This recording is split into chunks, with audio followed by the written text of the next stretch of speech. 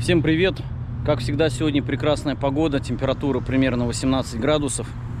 Сегодня я собираюсь с семьей посетить музей науки и промышленности, который расположен в южной части Чикаго. Мы уже приехали, но парковки здесь рядом с музеем нету, есть подземная парковка.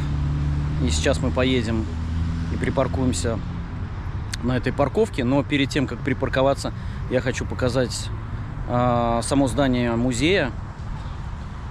Оно окружено красивыми парками и выглядит на самом деле очень классно.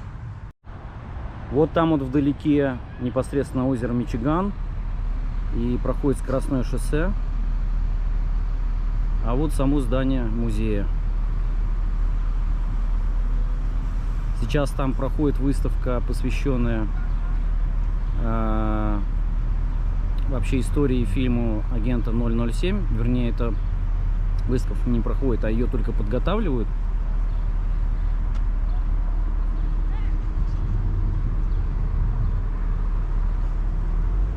Приезжают экскурсии. Вот видно, школьные автобусы стоят, привезли детей. Ну что, мы поедем, припаркуем машину. Вот мы приехали, припарковались на парковку музея. Парковка находится на -1 этаже. Сейчас мы идем ко входу, будем показывать наши билеты и спросим разрешение как раз про видеосъемку. Возможно, она там внутри или нет. Ну вот я уже непосредственно внутри, в самом музее. Вот это холл.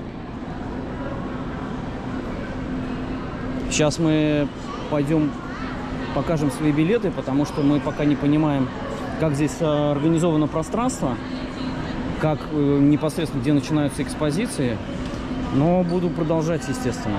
Я уже спросил про разрешение на съемку вот у этих замечательных ребят, и они сказали, что да, нет никаких вообще проблем. И я, честно говоря, даже удивлен. Но это здорово, продолжаем.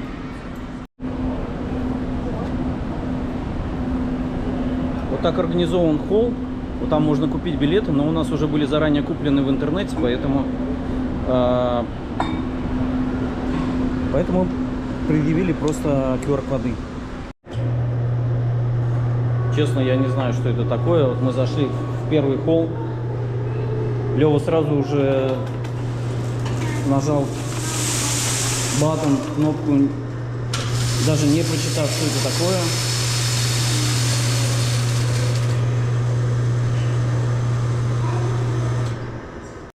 В общем, как я понимаю, это стенд показывает нормальное распределение по гауссовской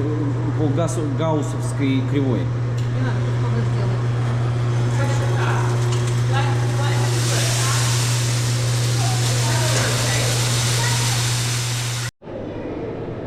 Это, я так понимаю, один из первых моделей фотоаппарата Polaroid, известный бренд.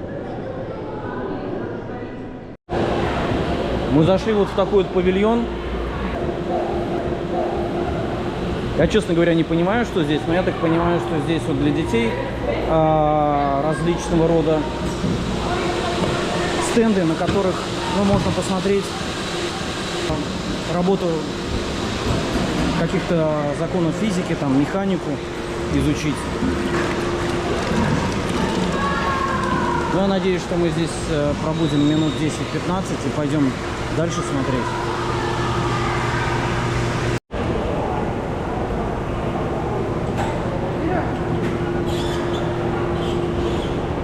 Лев осваивает профессию крановщика.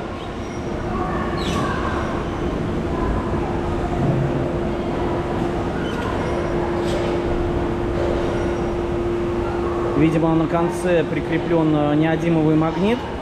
И вот надо этим магнитом дотронуться до металлических частей этих кубиков для того, чтобы их приконнектить и перенести вот на другую локацию. Ну так, для детей, в принципе, этот павильон, конечно, интересный. Тут можно попробовать разные интересные физические явления, так скажем. Вот там какой-то интересный павильон, что-то там. Дети отойти оттуда до сих пор не могут. Сейчас мы пойдем тоже попробуем. Выставка, я так понимаю, сельскохозяйственной техники в натуральную величину. Вот известный бренд John Deere. Вот такая здесь сеялка или что это такое, я не знаю. Нет, это зерноуборочный комбайн. И вот такая анимация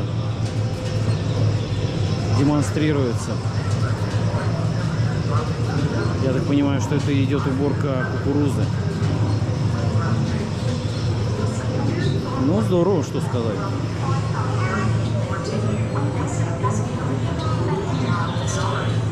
А, туда можно залезать внутрь, я так понимаю. Еще надо пойти льва пригласить. Я думаю, что он будет очень рад посидеть внутри. Такой громадный.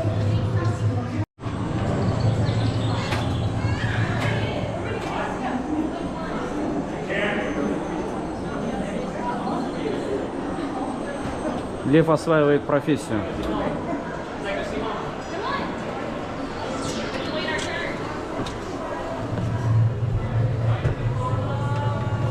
Ну, в принципе, очень комфортно. Я бы сказал, как в Лексусе. Нравится тебе Лев здесь? Лев!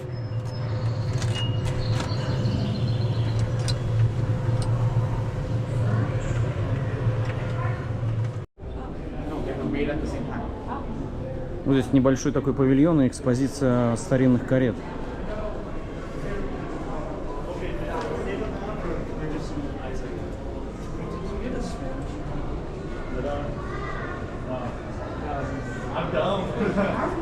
Я, честно говоря, не думал, что они такие объемные. Может быть, даже они были комфортные, не знаю. Вот это какая-то что такое. А, ну это уже грузовая, типа. Карета, грузовая повозка. Вот, видимо, тыквы на ней возили или еще что-то.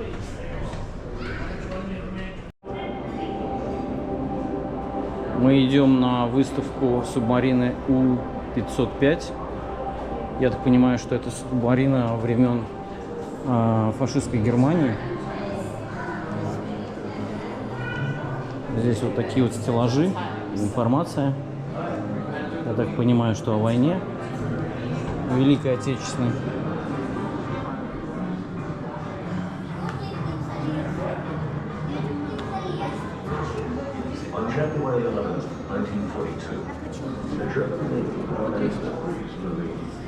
Ух ты, это количество, я так понимаю, уничтоженных кораблей.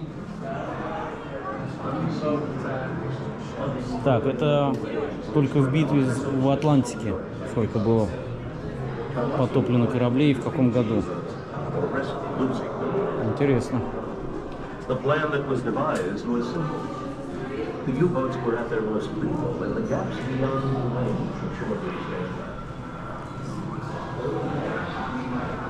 Сессии к этой субмарине по времени, поэтому я немножко тороплюсь. Когда подойдем, я надеюсь, что я ее покажу. Ну вот мы зашли в павильон, где находится непосредственно сама субмарина.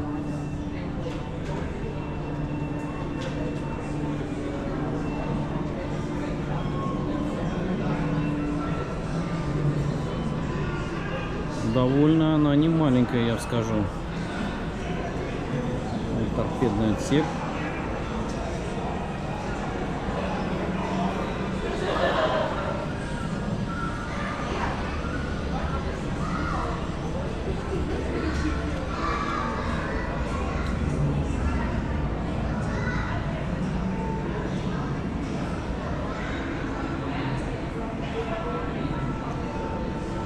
У нас будет возможность спуститься и даже посетить внутри, я так понимаю.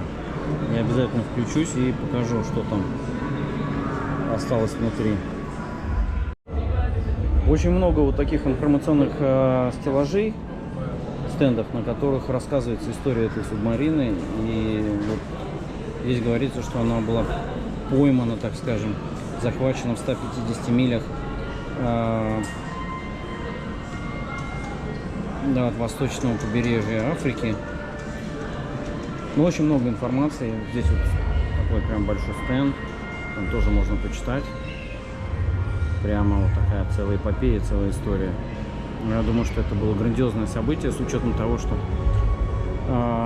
были захвачены, я так понимаю, что шифрующее устройство на этой подводной лодке, которое называется «Энигма». Я думаю, что это было значимое очень событие для войны.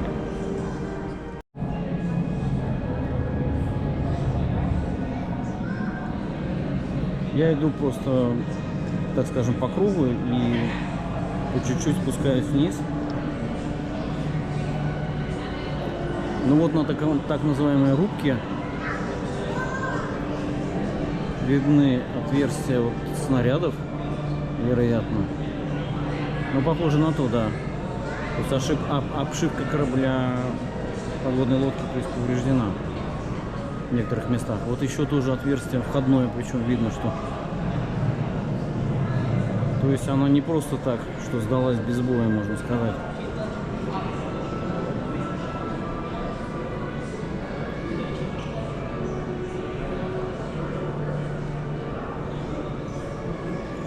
Я думаю, что, конечно, это одна из основных достопримечательностей этого замечательного музея. Вот грибные винты и рули управления.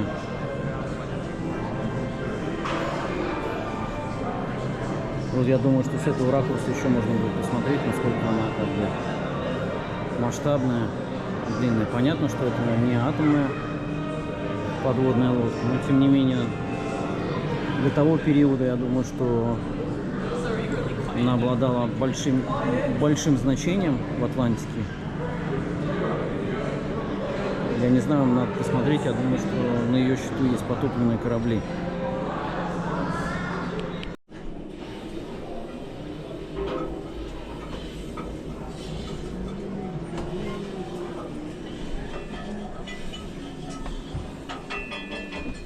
Я не буду снимать всю подлодку, потому что я не спрашивал разрешения, можно ли здесь снимать. Но я думаю, что, конечно, можно, но просто здесь очень много людей и неудобно. Я спросил у экскурсовода по поводу возможности видеосъемки здесь, и он разрешил, на мое удивление, опять же. Здесь очень тусклое освещение, к сожалению. Я думаю, что не будут детальные кадры, но тем не менее.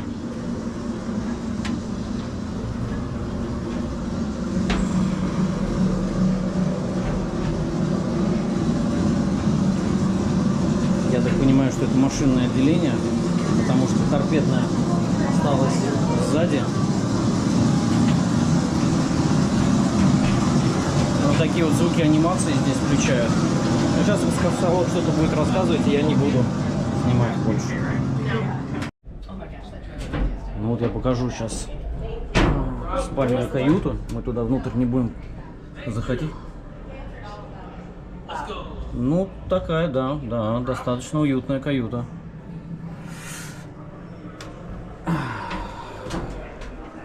Ну и все, я иду на выход. Ну вот мы вышли из лодки, и здесь вот очень много стендов, рассказывающих историю. Вот, допустим, один из стендов, рассказывающий историю самой команды, которая была захвачена на этой подводной лодке. Они оставались плененными до конца войны, и потом были репатриированы в Германию. Насколько я понимаю, вот их обмундирование, различные предметы службы и быта. Сняли, я так понимаю,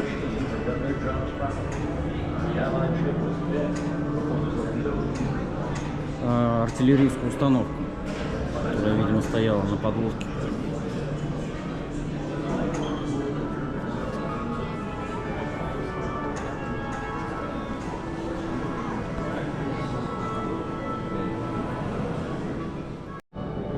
Я так понимаю, что вот это поршень двигателя самой подлодки снят здесь, установлен.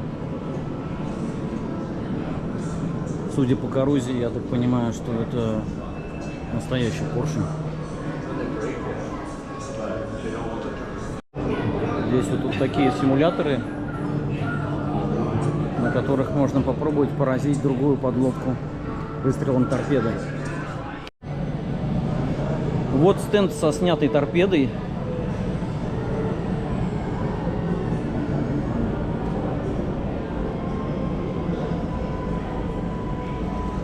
Этот отсек с батареей, я так понимаю. Двигатель. Баллоны с сжатым воздухом зачем-то.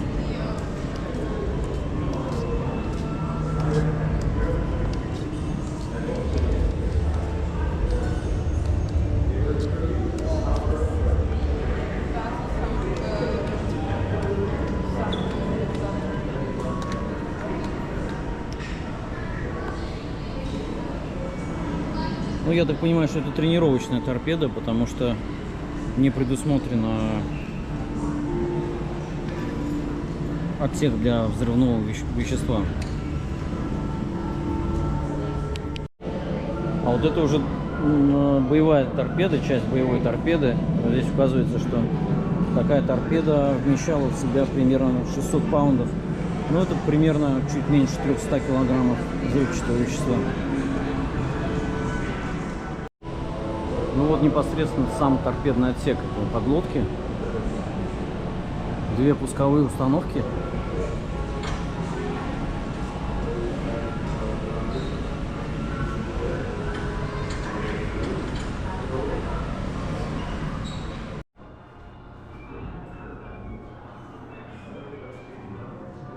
Хочу показать интересный плакат,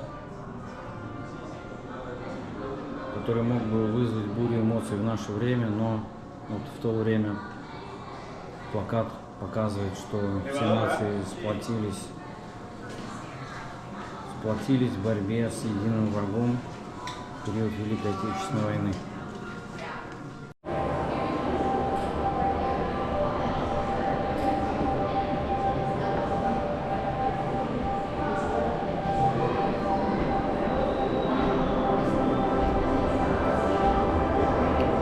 Я захожу в следующий павильон, который называется The Blue Paradox.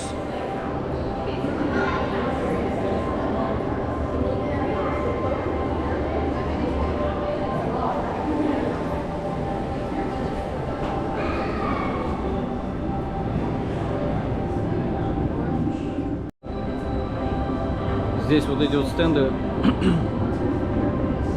видимо, посвящены загрязнению окружающей атмосферы и загрязнению, в том числе, пластиковыми отходами. И это, конечно, действительно проблема. Достаточно много вот таких вот интерактивных стендов.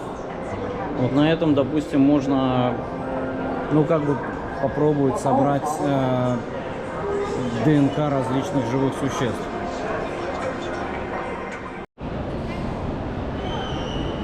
Вот выставлен паровоз натуральную величину. Ну, конечно, это натуральный паровоз, судя по всему.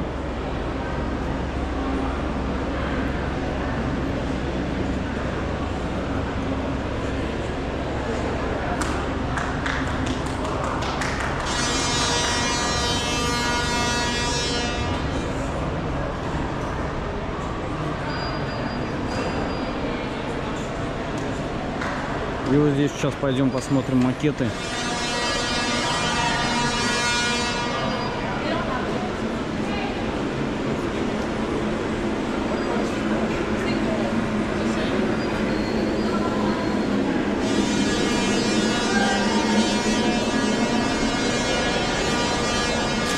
И это Даунтаун Чикаго.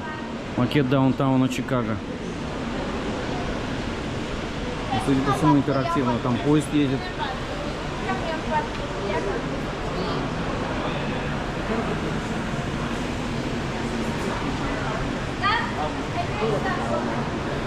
А вот здесь вот стоит модель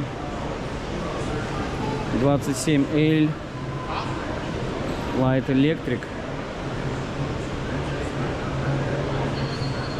1923 года.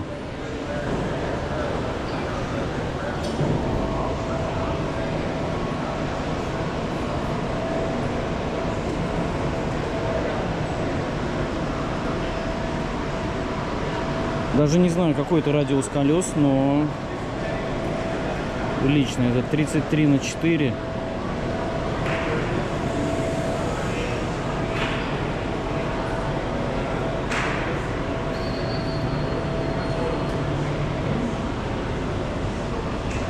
Вот интересно, получается, это электрокар 20-х годов. Напряжение питания 60 вольт было, максимальная скорость 23 мили в час, и мог он проехать примерно 60 миль. Интересно, я не знал, что в 20-х годах уже разрабатывали электрокары. Ну вот вам, пожалуйста, электрокар 20-х годов. К своему удивлению, только сейчас заметил, что, оказывается, в этом же зале с экспозициями подвешены самолеты.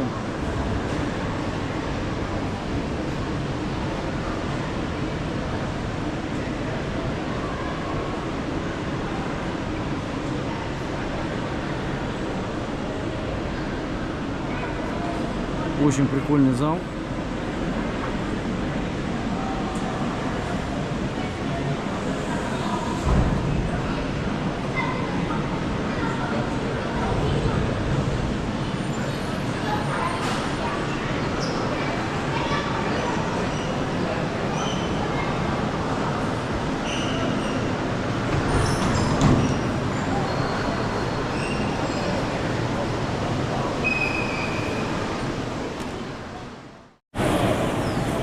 Вот такие вот интерактивные модели здесь железных дорог.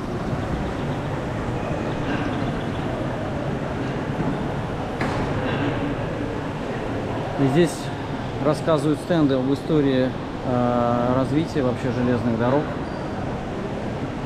Хотя, насколько я понимаю, в Соединенных Штатах железнодорожная сеть не так развита, допустим, как в Европе.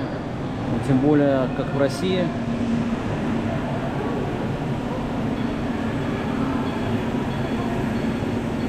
Однако, тем не менее, все равно она имеет такое существенное значение для экономики США. Вот еще очень классная экспозиция, которая посвящена погодным явлениям, штормам, ветрам. Здесь вот, видимо, демонстрируются различные вихревые явления.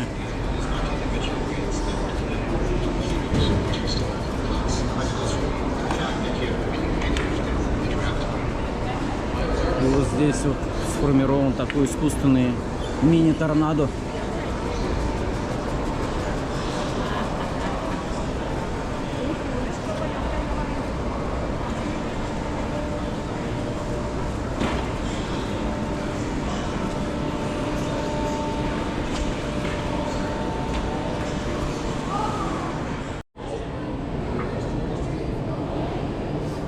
Вот это интерактивный демонстрационный стенд показывает формирование волн морских.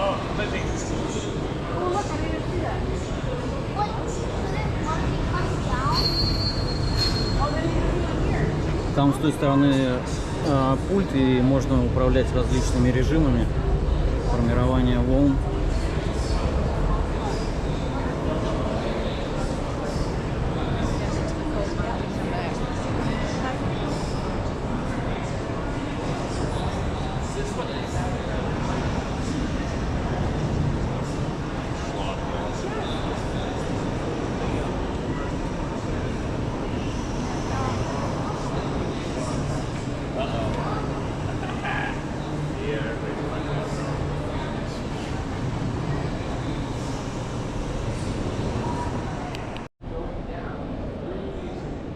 Вот в конце этого зала такие интересные стенды, где можно посмотреть различные режимы преломления света.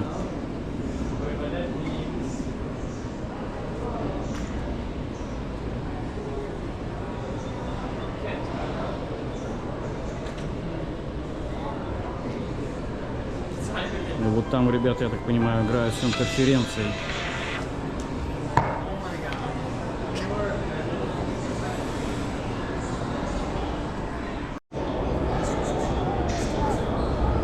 Еще один интерактивный такой огромный стенд, вот, вращающийся в колесо, в котором насыпан частицы, я так понимаю, песка и еще что-то. И этот стенд рассказывает о возможном движении, вот, в частности, снега и льда. Здесь вот с помощью этого колеса можно управлять, замедлить или... Вот я сейчас замедляю вращение, и вот видно, что движение частиц тоже замедлилось.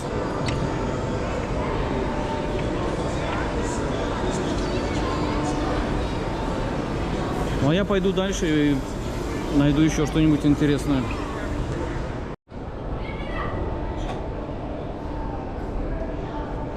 Световая комната для создания различных оттенков.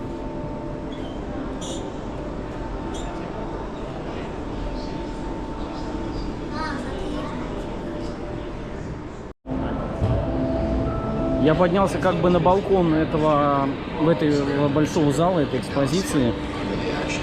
Здесь тоже выставлены дополнительные, ну, так скажем, аттракционы. Вот здесь вот можно попробовать ощутить на себе силу ветра в различных диапазонах.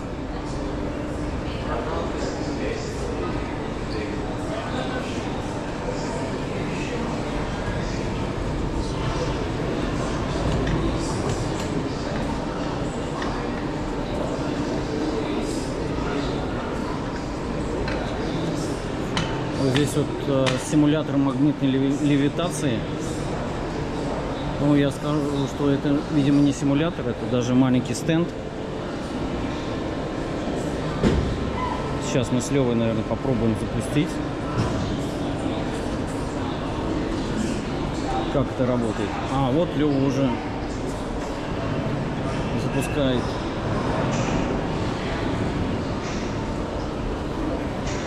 Ты с помощью джойстика управляешь, да?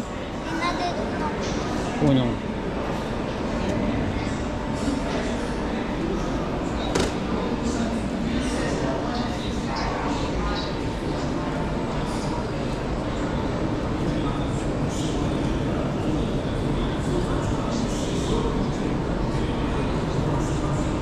Я не знаю, честно говоря, что это за прибор.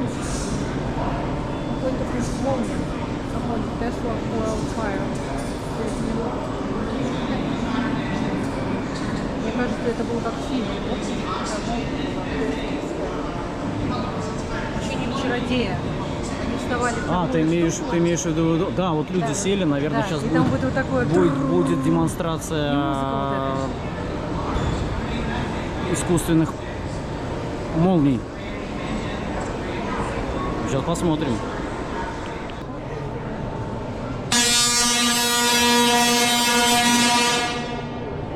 Да, достаточно громко. Представляешь, тебя там Вот. А если понял, это что будет, мам?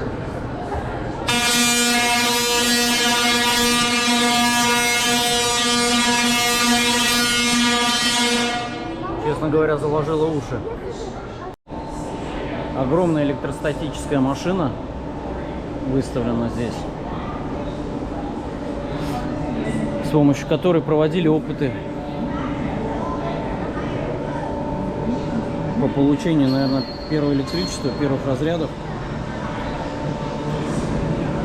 Вот такие вот интересные шары.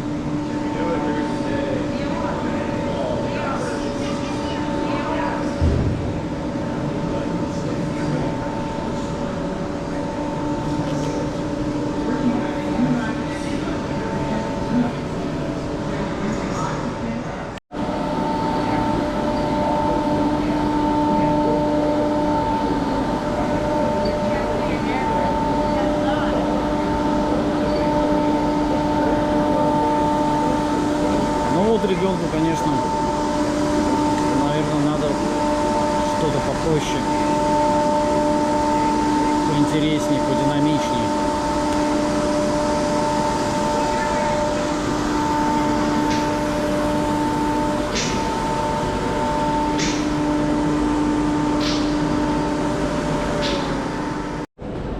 Вот интересный стенд, машина для симуляции столкновений.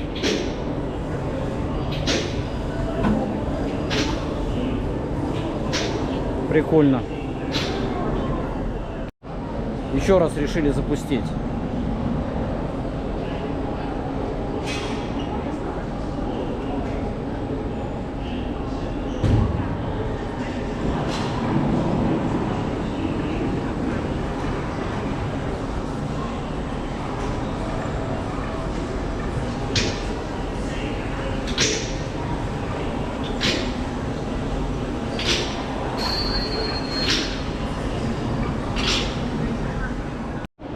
Вот этот самолет, который я показывал в предыдущих кадрах, который подвешен, оказывается, вот со второго этажа, здесь с этого балконного можно зайти вовнутрь, прогуляться по этому самолету.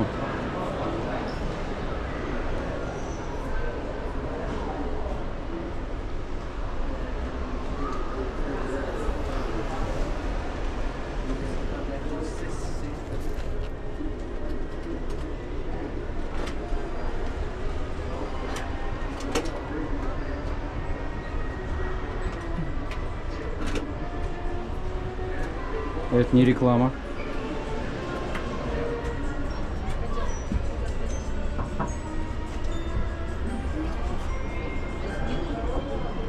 Ну, ничего необычного, но насколько я знаю, могу, конечно, ошибаться, но вроде эту модель самолета сделали из самолета, который в свое время приводнился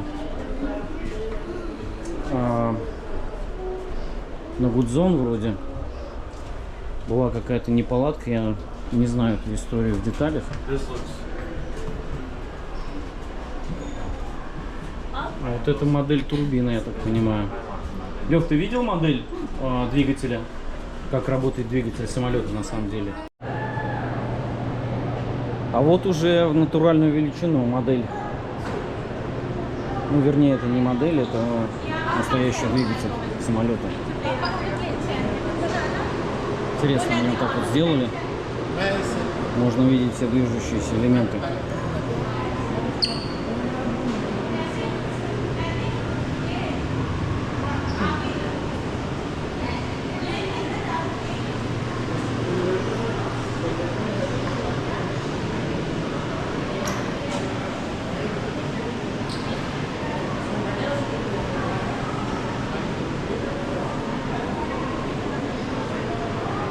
А вот там как раз симуляторы полета установлены, я так понимаю.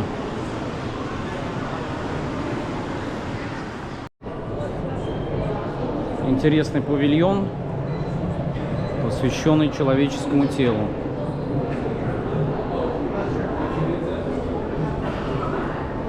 Вот циркуляционная кровеносная система человека, сколько сосудов опоясывает человеческое тело.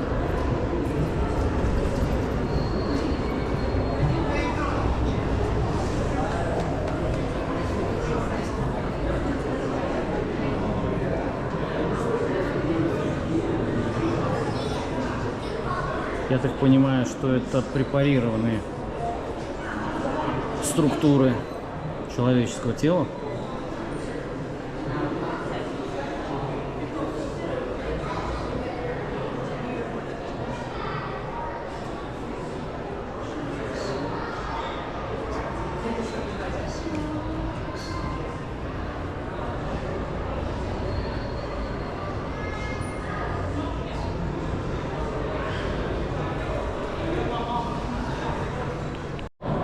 Да, я не знаю, покажи мне, что это за машина. Это, наверное, ты бежать и будет скорость мерить.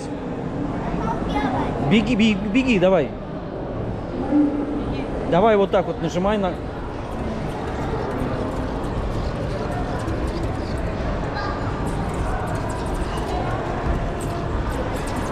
Вот такая вот беговая дорожечка.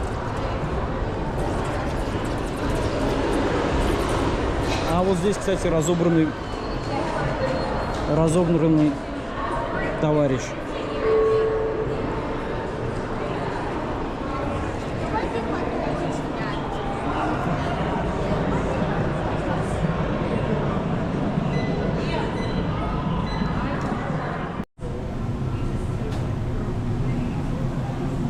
Выставлен поезд зачем-то, не знаю, натуральную величину.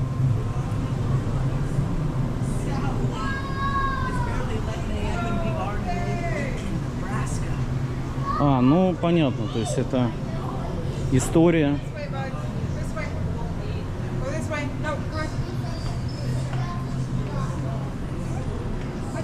Я, наверное, не скажу, какого года этот поезд.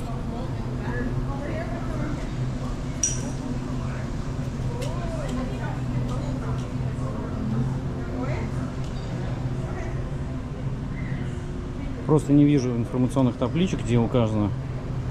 Называется это состав «Пионер».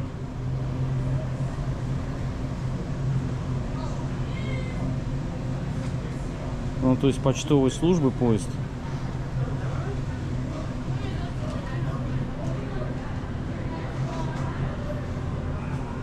Сейчас пойду спереди его еще сниму.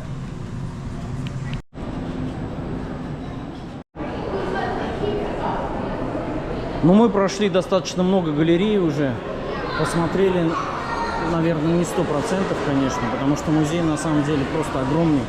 Здесь вот такой холл, типа маленький фудкорт, там продают донатсы и кофе.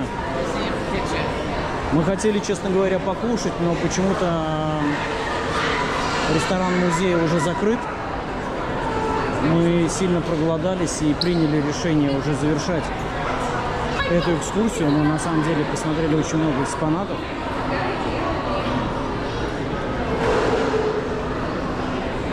Однозначно рекомендую этот музей к посещению, у кого будет возможность. Ну а мы идем на парковку, спускаемся вниз, брать машину и поедем где-нибудь перекусим в городе. Всем пока.